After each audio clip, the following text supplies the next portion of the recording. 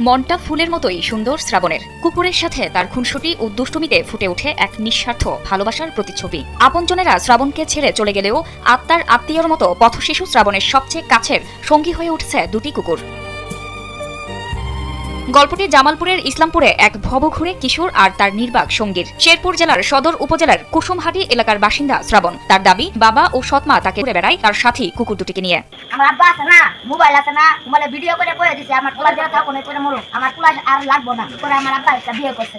ক্ষুধা লাগলে মানুষের দেওয়া খাবারই ভরসা, কিন্তু সেই খাবারও সে একা খায় না, ভাগ করে নেয় তার সঙ্গীদের সঙ্গে। নিজে না খেয়েও কখনো কখনো কুকুরগুলোর মুখে তুলে দেয় খাবার, কারণ তার বিশ্বাস সবাই ছেড়ে গেলেও এই সঙ্গীরা তাকে ছেড়ে যাবে না। কখনো তখনও জেগে থাকে সেই কুকুরগুলো, পাহারা দেয় তাদের একমাত্র মানুষ বন্ধুকে। কখনো ক্লান্ত শরীরে কুকুরকে জড়িয়ে ধরে বসে থাকে শ্রাবণ। তারা অবহেলার শিকার, তবুও একসাথে খুঁজে নিয়েছেন ভালোবাসার আশ্রয়। তবে বিশেষজ্ঞরা বলছেন, পথ কুকুরের সঙ্গে এভাবে মিশলে থাকতে পারে স্বাস্থ্য ঝুঁকি, কারণ টিকা না দেওয়া কুকুরের মাধ্যমে জলাতঙ্কের মতো রোগ ছড়ানোর